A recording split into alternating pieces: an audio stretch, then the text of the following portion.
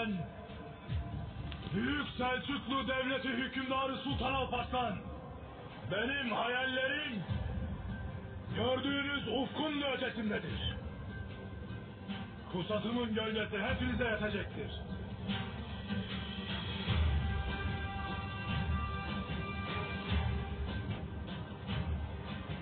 Bin yılın savaşına hazır mısınız?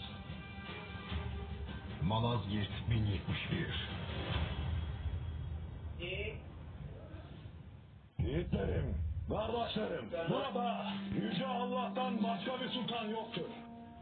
Bu üzerimdeki beyaz kaftanım kefenim olsun ki damarlarımda akan kanın son damlasına kadar Yüce Allah için cihad edeceğim. Kendisini bizim için feda eden Efendimiz Yüce İsa adına savaştığınızı unutmayın. Ölmekten korkmayın. Ya bizlerin olacak bir vatan alır, muzaffer olurum ya da Peygamber Efendimiz'e komşu olarak cennete giderim. Tanrı'nın krallığında hepiniz için yer var.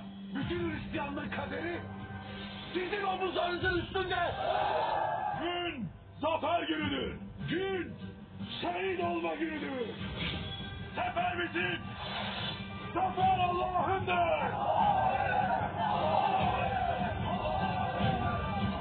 Bin yılın savaşına hazır mısınız?